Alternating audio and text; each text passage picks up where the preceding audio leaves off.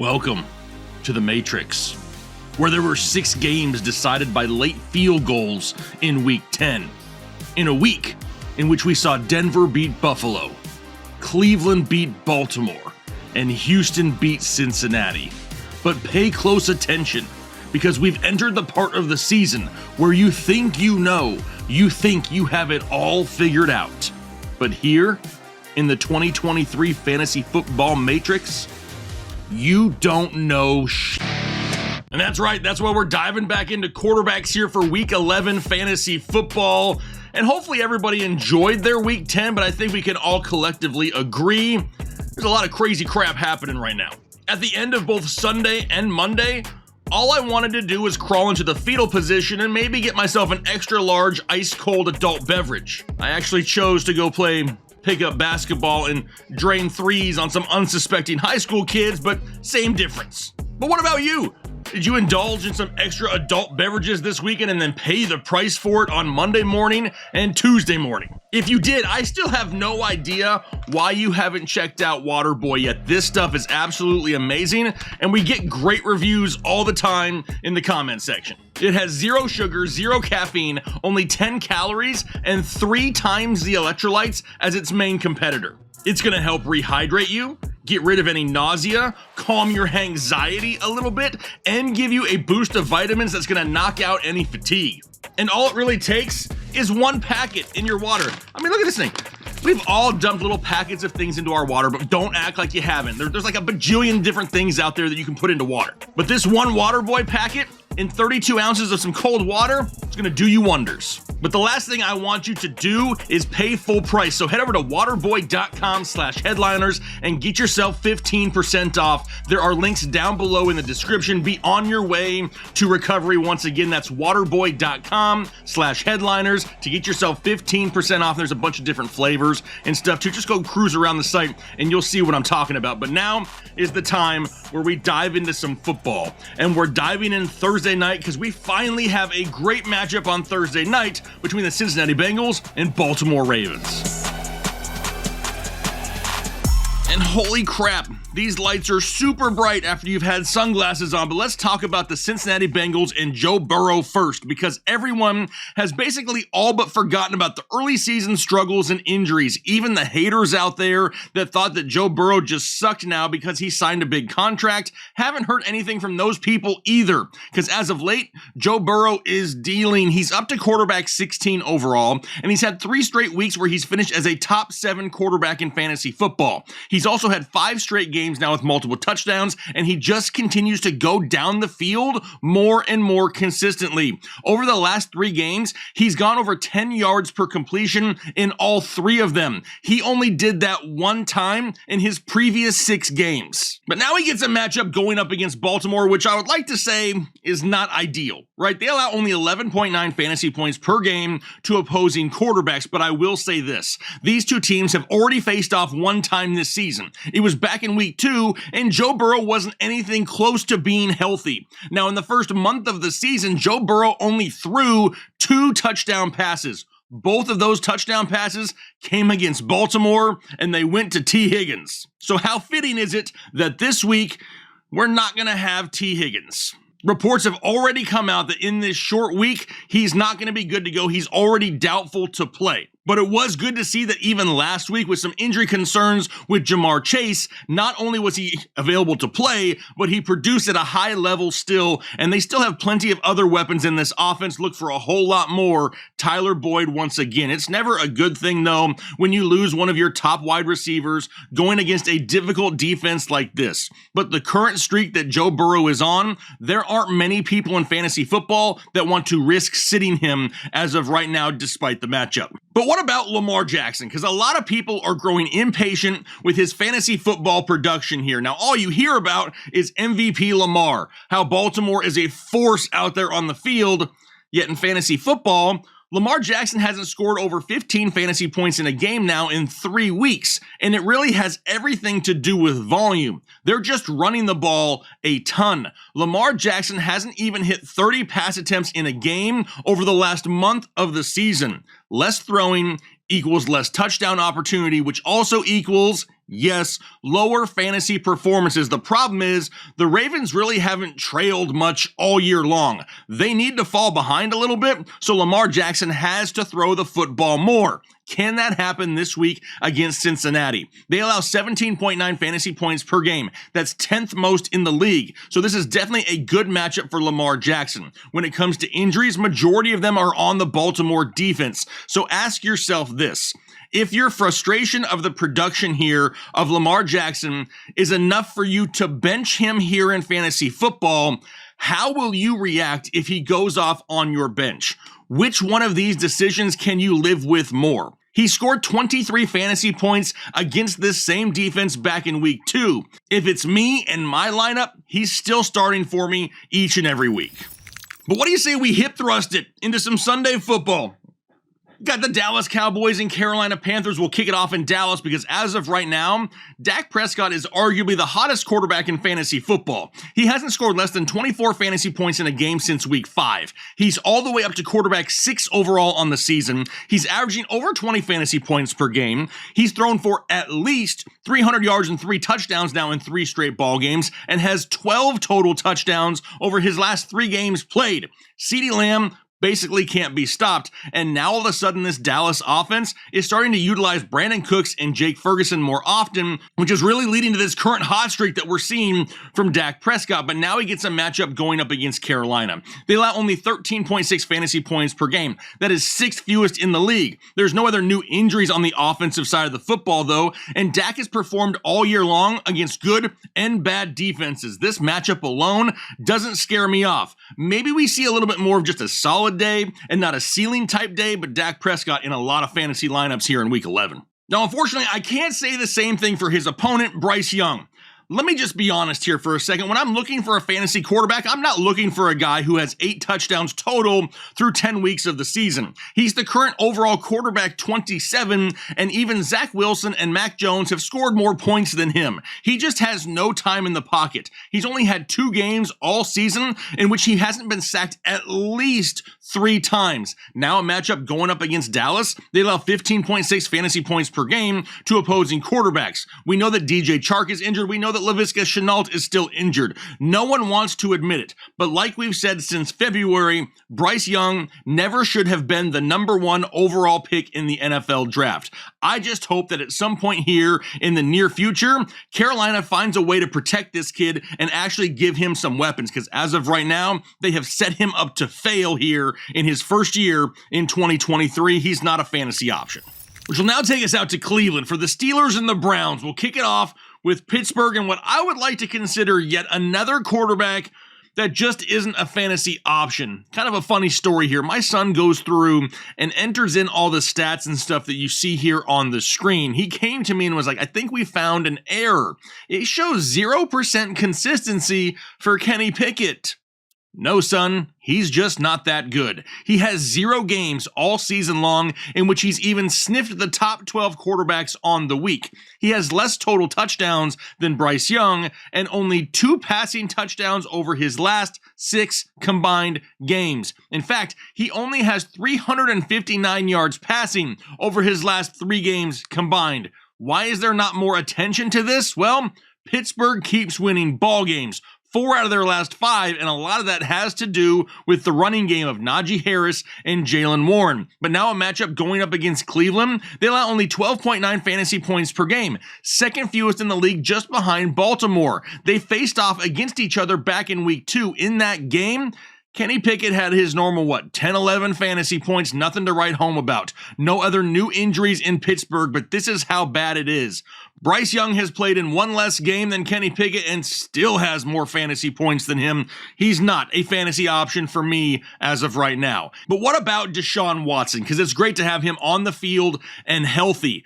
But when he was on the field and healthy in week 10, he looked horrible against Baltimore. Then he tweaked his ankle and had himself a pretty super solid second half of the ball game and led a comeback of Cleveland over the Baltimore Ravens. But now reports have come out that they're going to take an MRI of that ankle here this week. I think we can all agree when it comes to the Browns and Deshaun Watson and injuries, It's not the easiest thing to figure out, but you have to think he's going to be out there this week in a divisional matchup, a huge divisional matchup going up against Pittsburgh. And right now, Pittsburgh is pretty vulnerable through the air. They allow only 15.7 fantasy points per game, and back in week 2, these two teams faced off. Wasn't the best game for Deshaun Watson. Only 12.6 fantasy points. Had 235 yards passing, 1 touchdown, 1 interception, and 2 fumbles. But the only thing we're really paying attention to here has to be the injury concerns to Deshaun Watson himself. He has played so much better at home this year that if he's healthy,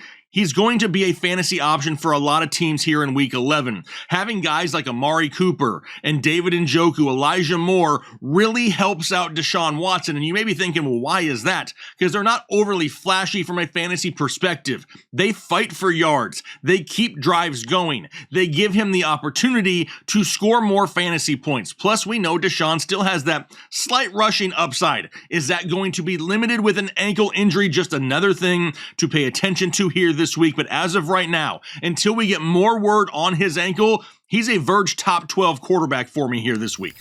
Which will now take us out to Detroit for a matchup between the Bears and the Lions. The only thing missing is the Tigers.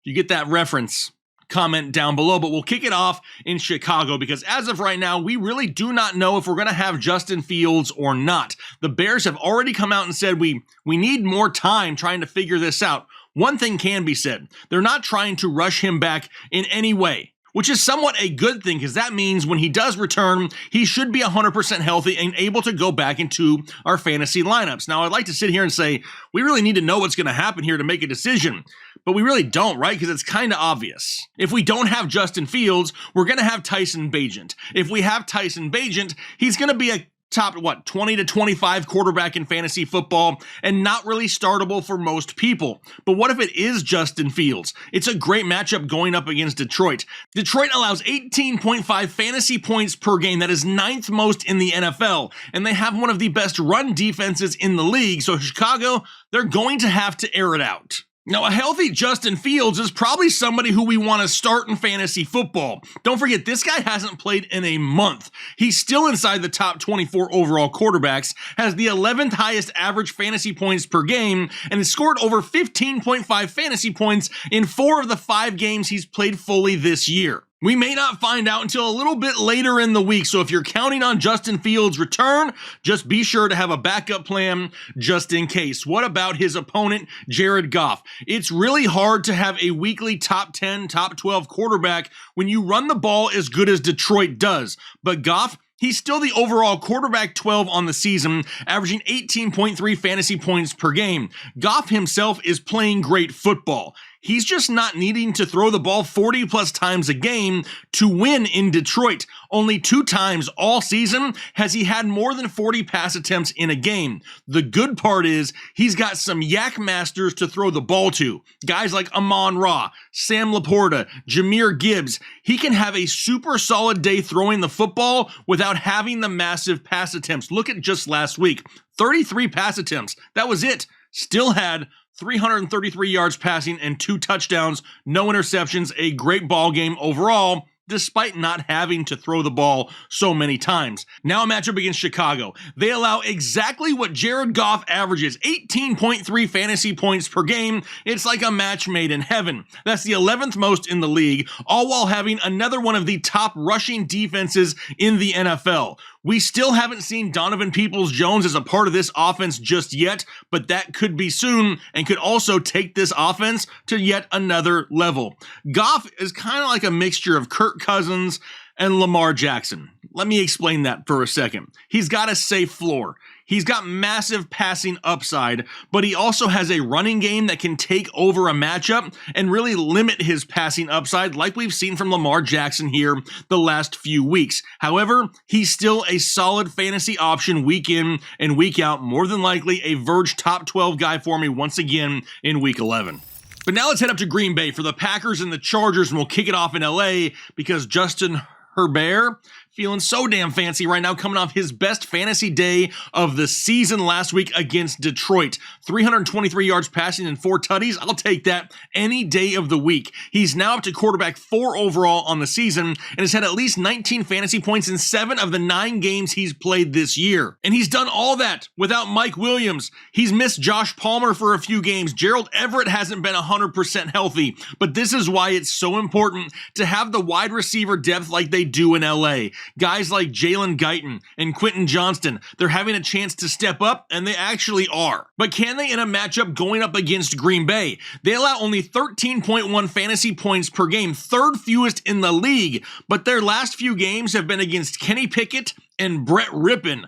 I'm pretty sure it's safe to say that average has been brought down a little bit because of those 2 matchups. When it comes to injuries, though, the biggest one we need to pay attention to is Keenan Allen. The dude got absolutely beat up in Week 10. He kept playing, he kept producing. We also know that Gerald Everett is questionable again as well. Now, while I do believe that Justin Herbert can go out there and have a solid day without Gerald Everett, he desperately needs Keenan Allen. And if he doesn't have Keenan Allen for any reason this week, that's an immediate red flag. This is going to be Justin Herbert's first game against the Packers in Lambeau, and it's not going to be the easiest of matchups for him. I don't want to make it sound like this is some cakewalk. However, if Green Bay doesn't have Quay Walker or Jair Alexander, that's definitely going to help the case of Justin Herbert here in Week 11.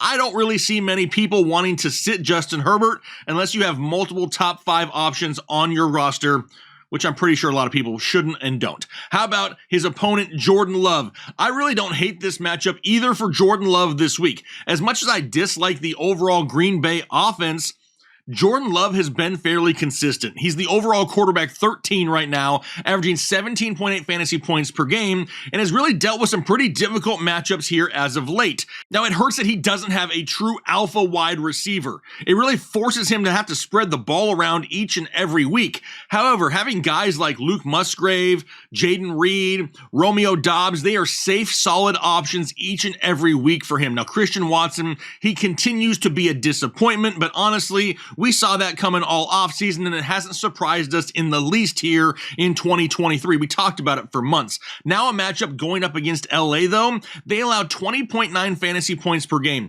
2nd most in the league, and 2 of their last 3 ball games was against Tyson Bagent and Zach Wilson. Another situation here where that average was probably dropped down a little bit due to some of their recent matchups. When it comes to injuries on their offense, not a whole lot. They're fairly healthy. I do see Jordan Love having to throw the ball a lot in this game, and Jordan Love hasn't scored less than 16 fantasy points in a game that he's thrown the ball at least 40 times. We need 40 pass attempts in this ball game. I think we get it against this Los Angeles Chargers defense, and that's why, once again, I don't hate Jordan Love this week.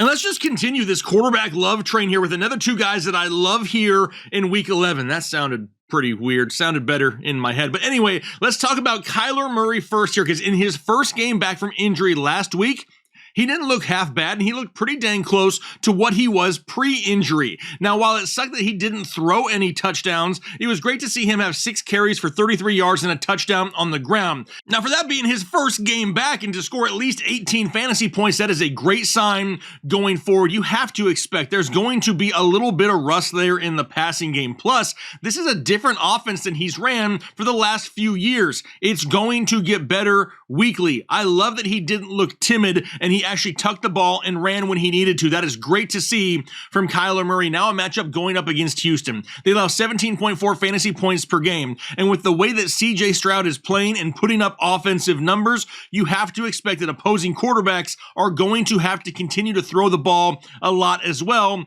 which is great for Kyler Murray. Now, we know this offensive line, not 100% healthy in Arizona. It hasn't been all season long. It's why we saw Josh Dobbs have to tuck the ball and run early in the season. It's why we're going to have to see the same thing from Kyler Murray going forward. Now, it's going to be a good test for him here in his second game on the road against the Houston Texans. Listen to this. This is mind-blowing to me. Houston only has 1 win less than San Francisco, Dallas, and Miami. Let that sink in a little bit. This Houston team is a lot better than what they used to be, and Kyler Murray is going to have a great opportunity to have to put up offense and fantasy points in Week 11. How about CJ Stroud? Forget Rookie of the Year.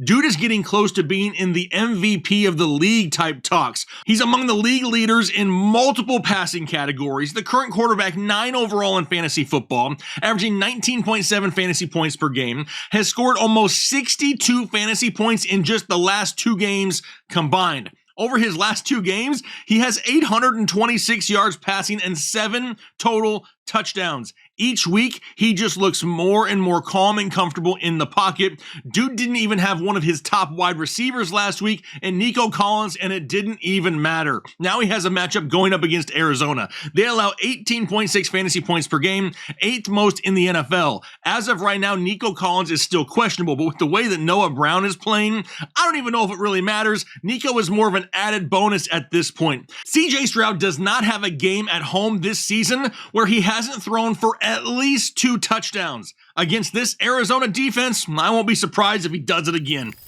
Which brings us down to Jacksonville for the Jags and the Titans. Will start off in Tennessee, and I think we're starting to see why we didn't get all up and giddy over Will Levis's very first game of his NFL career. Sure, in that game, he had 4 touchdowns, but he doesn't have any since then. Now, sure, they weren't easy matchups here the last couple of weeks, but with having 0 rushing upside, this guy has to throw touchdowns every single week in order to be considered a fantasy viable option. As of right now, dude is basically Kenny Pickett. I just can't trust a quarterback that goes multiple weeks without even having 1 touchdown, especially ones that have a combined 2 total rushing yards over their last 2 games. It's all about the limited weapons in Tennessee, though. This isn't all Will Levis's fault, but his accuracy is his fault. Completing only 48.7% of his passes in Week 10 is absolutely atrocious. Now a matchup going up against Jacksonville. They allow 18.9 fantasy points per game. That is 6th most in the league. This offensive line, though, is barely holding it together. Will Levis has now been sacked 4 times in each of his last 2 ball games. There is no way we're putting him inside the top 12. I think we all agree with that. If anything, he's a quarterback 2 for those of you who play Superflex or 2 quarterback leagues just based off the matchup alone. But for most of us, he's not a fantasy viable option for us each and every week. What about his opponent, Trevor Lawrence? This one is a lot more concerning to me because he still hasn't figured it out, and I don't really understand why. I'm not going to sit here, though, and discredit and discount other quarterbacks from a fantasy standpoint because of their lack of touchdowns, and then not do the same thing for Trevor Lawrence. He only has 2 games all season with multiple touchdown passes, and both of those games came against the Indianapolis Colts. The rushing upside, it's all over the place. In one week, he can have 60 yards rushing, the next 7. It really truly feels like he's only looking for Christian Kirk down the field and no one else. There shouldn't be one game that goes by all season where Calvin Ridley and Evan Ingram have a combined 32 yards receiving. It makes absolutely no sense. But now a matchup going up against Tennessee, they allow only 15.3 fantasy points per game. When it comes to injuries, Jamal Agnew, he's questionable to play. Does that really matter? At some points, that dude gets more touches than the top options in the offense, so maybe it does matter. And then Zay Jones just got out of jail. So I'm pretty much guessing he's not going to be an option here for multiple weeks. This should be a matchup that you want to start Trevor Lawrence. He should be a top 10 guy this week.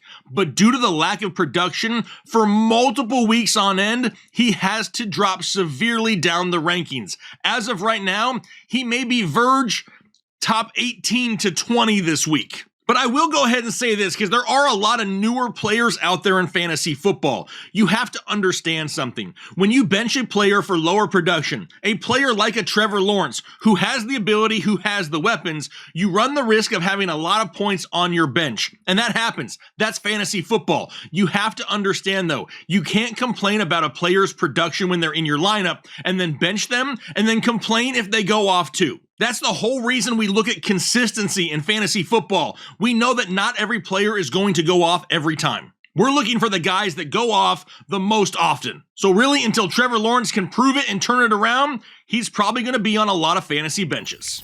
Which will now take us to more southern Florida for the Miami Dolphins and Las Vegas Raiders, where we'll kick it off with Aiden O'Connell. And as much as I love to see how the Las Vegas Raiders have not only just turned things around, but really look like they're enjoying football once again, Aiden O'Connell really isn't a fantasy option. He has 2 total passing touchdowns now in his last 4 games combined, and only 6 total rushing yards in 4 games this season, averaging 8.7 fantasy points per game. He just can't give Davante Adams and Jacoby Myers enough consistent, catchable volume for him to be fantasy viable. This team is really run the ball first and play good defense. That's why we're seeing so much Josh Jacobs here over the last couple weeks. Now a matchup going up against Miami. They allow 16.5 fantasy points per game, but they're coming off the bye week. They had an extra week to prep for this game. No other new injuries in Las Vegas, but as much as I love that Aiden O'Connell is force-feeding the ball now to Davante Adams, it's just not enough to make him fantasy viable. What about Tua, though? And let's hope that that bye week for the Miami Dolphins was enough for them to kind of hit the reset button, because 2 of their last 3 games resulted in less than 220 yards passing, and the team as a whole scoring under 18 points. What happened to this crazy explosive offense in Miami? Sure, the matchups as of late haven't been overly easy. Kansas City, New England, Philadelphia, I get it. But Tua is also seeing more pressure now than he had all season long. He's been sacked more times in the last 3 games played than he was in his first 6 games played. Less time in the pocket means a lot shorter passes. We're not getting that deep ball down the field to Jalen Waddle and Tyreek Hill because he just doesn't have the time in the pocket. Now a matchup going up against Las Vegas. They allow 15 fantasy points per game, but they are a very underrated defense, and they're playing really well right now. Raheem Mostert, not 100% healthy, but Jalen Waddle has come out and said, hey, that bye week was a perfect time for me to get 100% healthy. Plus, we're nearing the return of Devon Achane, who could be coming back at any time. He was designated to return this week. I'm just glad, though, that this game is at home in Miami for Tua. Coming off that bye week with that extra week, there hasn't been a game yet this season where Tua hasn't thrown multiple touchdowns at home. All of his top weapons are healthy, and if they can keep Max Crosby out of Tua's lap for just a couple seconds every drop back, we could be seeing another huge game from Tua, a bounce-back game that a lot of people need here in fantasy football. Which will then take us up to Washington for the Commanders and the Giants, and for Tommy DeVito, hell no, I ain't starting him in fantasy football. It's not even worth a breakdown, in my opinion. He's a grown-ass man, a starting quarterback in the NFL, living at home with his parents, and his mom still does his laundry.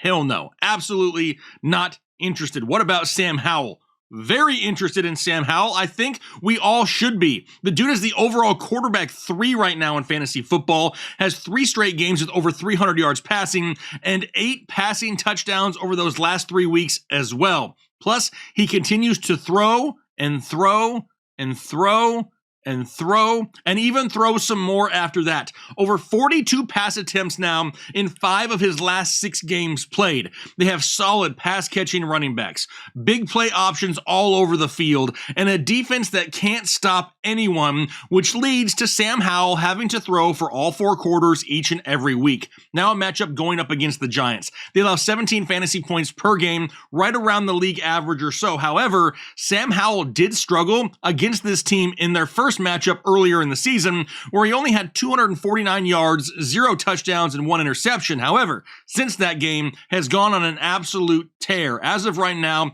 all of his offensive weapons are healthy, and that is an absolute plus for this kid. It's really the perfect storm for Sam Howell, right? A high-volume passing offense with multiple offensive weapons and a bad defense. It's just exactly what you're looking for in fantasy football when you're trying to find a safe, consistent quarterback, a guy who scores points weekly like we've seen with Sam Howell. Let's just hope that the Giants are not the kryptonite to Sam Howell like the Broncos are to Patrick Mahomes, right? Because if they're not, Sam Howell in line for another solid game in Week 11. But now a battle of 2 teams by the Bay. We got Tampa Bay and San Francisco. We'll kick it off in Tampa with Baker Mayfield, who needs a lot more respect for what he's doing this year in 2023. He has scored at least 17 fantasy points now in 4 straight ball games and is averaging over 17 points a game for the season. He's had 3 straight games now with multiple touchdown passes, and over the last 4 weeks of the season, he is the quarterback 6 overall in fantasy football. I know,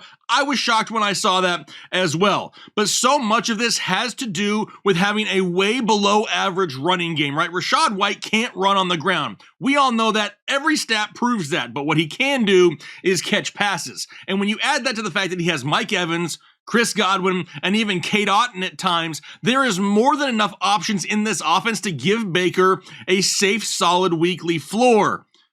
But I don't love this matchup going up against San Francisco. They allow only 13.7 fantasy points per game to opposing quarterbacks, and they just completely shut down the Jacksonville offense in Week 10. The Tampa Bay secondary is still hurting, and I won't be surprised if Brock Purdy and the San Francisco 49ers put up big points once again right here, which is okay, right? Because it's going to lead to Baker having to throw more. But since we saw San Francisco come off the bye week, they look like a team that's ready to solidify their dominance here in the league, and that's a little bit of a problem for the rest of the league. Now, Baker, like I said, he's going to have to throw a lot, and if he wants a chance to win it, it's definitely going to have to be through the air. That could also lead to more turnovers and possibly a little bit lower ceiling and floor. In my opinion, a little bit more of a mid-quarterback 2 here in Week 11. And what a bounce-back game it was for Brock Purdy coming off the bye week there in Week 10. He threw for just under 300 yards, but had 3 touchdowns.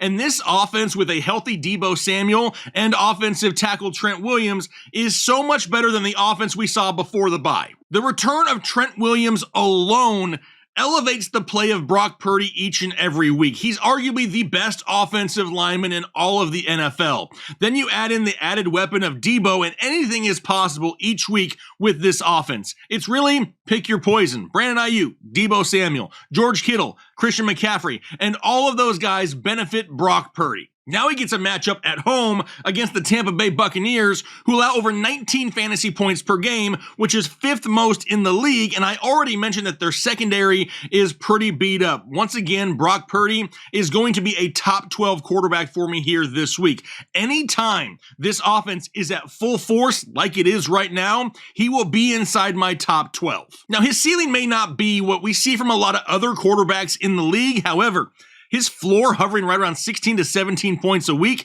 is pretty damn good, especially with a home game. Yeah, I'll start Brock Purdy this week. What about a Week 1 rematch, though, of the Jets and the Bills? And we'll kick it off with Zach Wilson, because we really know he's not a fantasy viable option. Sure, he's playing a little bit better, but playing a little bit better doesn't always equate to a lot more fantasy points. Only 11 fantasy points per game and 5 total touchdowns on the season just ain't enough to crack my fantasy lineup, even if Buffalo is in complete disarray right now. Zach Wilson, not an option. But what about Josh Allen? What the hell is going on in Buffalo? Let me ask you a question. Do the Bills suck now? They've lost 4 of their last 6 ball games. Now, from a fantasy perspective, Josh Allen is still out there scoring points. He's had at least 16 fantasy points in 8 of the 10 games he's played this season, and he's still the overall quarterback 1. But he is overthinking it like a mofo right now. Between constantly trailing in ball games and all the turnovers, you can tell he's just trying to force things a little bit more than he has in years past. He now has 14 turnovers through 10 games. He's not running like usual. He's averaging 23 rushing yards per game less in 2023 than he did in 2022. Now a matchup going up against the Jets.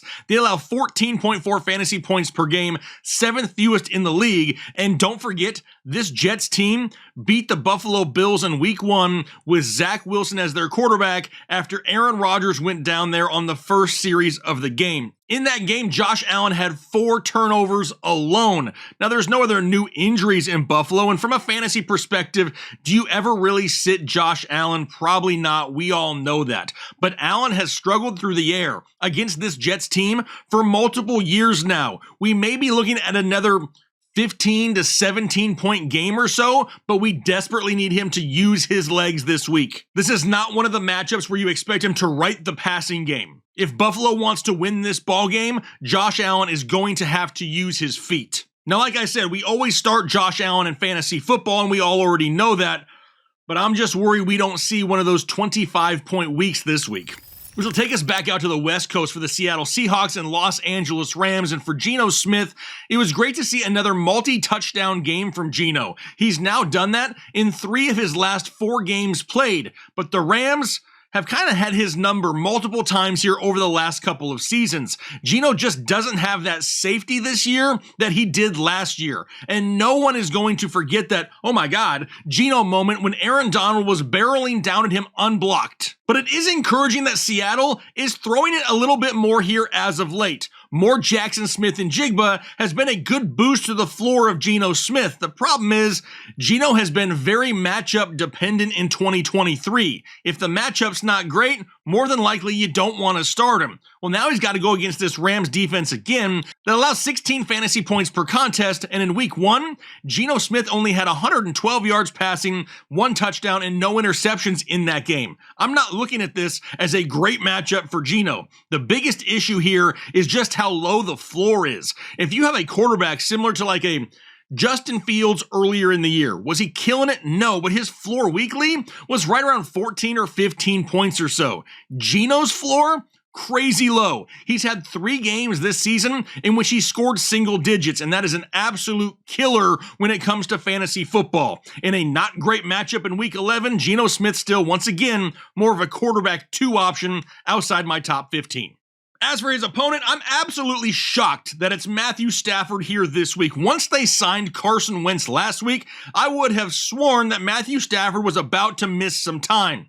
But it doesn't look like it, and honestly, that scares me a little bit too, because when you have a quarterback that enters a game that's dealing with an injury, you better freaking believe that the opposing defense is doing whatever they can to add added pressure to that quarterback. And if that's the case, the last thing we want is to start Matthew Stafford and then lose him a quarter or 2 into the ballgame and have it absolutely kill our fantasy day. Now, obviously, Stafford having a healthy Cooper Kupp and Puka Nacua is going to help his floor weekly. So is playing at home and not in Seattle. That's a big boost to him as well. But even earlier in the season, this isn't a team that was scoring a lot of touchdowns. It's not like Matthew Stafford was racking up points each and every week when everyone was fully healthy. Seattle allows 17.6 fantasy points per game. But in week 1, Matthew Stafford had 334 yards passing, but no touchdowns and no interceptions. It sounds like we're still at least 1 week away from getting Kyren Williams back, which means more passing volume potentially, but only one time all year long has Matthew Stafford thrown for multiple touchdowns in a game.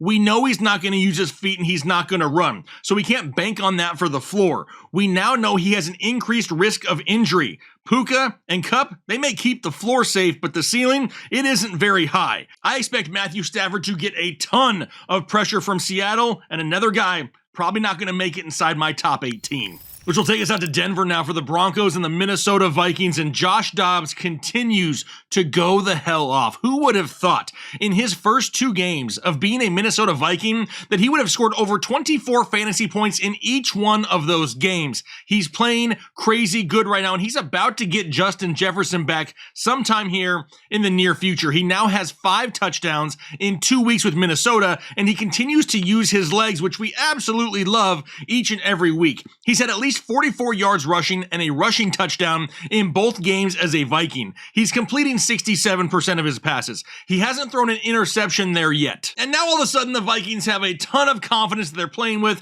each and every week. Now a matchup going up against Denver. Denver allows 18.8 fantasy points per game, but they have been playing way better here as of late. They've limited Patrick Mahomes and Josh Allen here in just the last couple of weeks. Good thing that Josh Dobbs is better than both of those guys, right?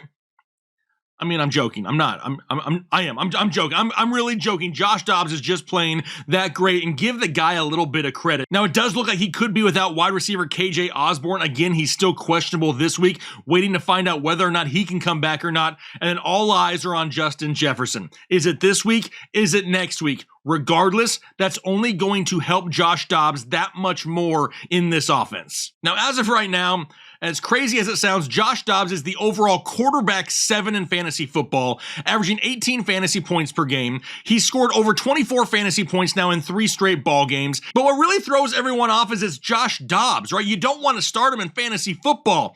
But why? If you put these numbers in front of like 20 other quarterbacks in the NFL, you're starting them each and every week. Sure, Denver's been playing a little bit better. Sure, this is going to be prime time football. But based off of everything we've seen from Josh Dobbs and the Minnesota Vikings, He's not a bad start this week once again. Is he going to make it inside my top 10 to 12? Probably not, but he's going to be on the verge, and he's definitely an option for those of you that play in 2 quarterback leagues. But what about Russell Wilson, right? He's starting to heat up himself. Back-to-back games now with multiple touchdowns. Back-to-back games with 30 yards rushing, which we absolutely love over here. Oh yeah, and that horrible Broncos team that we talked about for multiple weeks to start the season, they've now won 3 straight games. Now, Russ isn't some high-ceiling quarterback one. We know that. He hasn't scored over 20 fantasy points in a game since week 4. But over that span, he's scored at least 17 fantasy points in 3 of his last 5 ball games and is now averaging 17.5 points per game. But what about this matchup going up against Minnesota? They allow 17.3 fantasy points per game,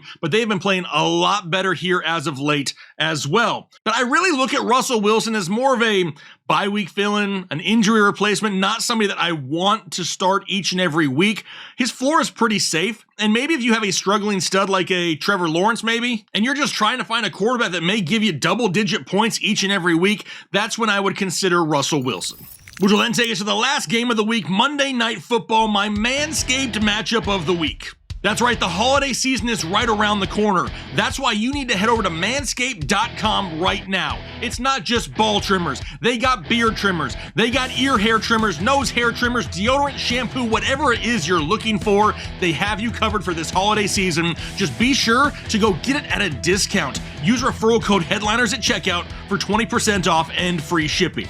But was there any doubt that a matchup between Jalen Hurts and Patrick Mahomes was going to be my must-watch matchup of the week? I think not. 2 absolute no-brainers here. The battle of quarterback 2 overall and quarterback 8 overall. 2 guys averaging over 20 fantasy points per game. Now, Jalen Hurts has been a top 12 quarterback in all but 1 week this season. That week was all the way back in week 1. Now, sure, it sucks that he's lost Dallas Goedert, because right now, yes, I'm still feeling fancy, but all that really means is we're going to see a lot more skinny Batman Devontae Smith in this offense, and maybe a little bit more rushing upside from Jalen Hurts as well. This Kansas City defense is no joke, though. They allow only 12.6 fantasy points per game, 6th fewest in the league. Aside from Dallas Goedert, though, there really isn't a whole lot of injuries on this offense. But don't forget that these 2 teams faced off in the Super Bowl. If you've forgotten, you're welcome for the reminder. But in that game, Jalen Hurts threw for 300 yards and had 4 total touchdowns, 3 of them on the ground.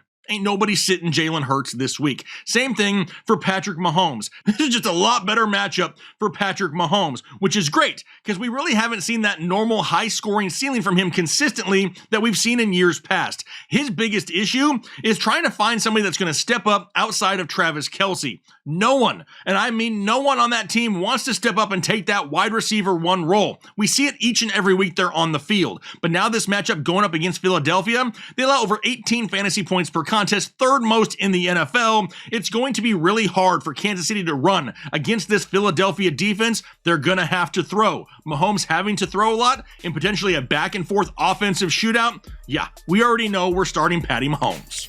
All right, that's going to do it for my quarterback start and sit video here for week 11. Hopefully, I gave you a little bit of information to chew on. Now, maybe you're looking at multiple quarterbacks and you don't know which direction to go. But don't worry, our ranking show is going to be out on Thursday to help you make those last-minute lineup decisions before Thursday Night Football. Now, I'm going to go ahead and get out of here for the day. Hopefully, you enjoy the rest of your day, though, and then do your part to make the world a better place.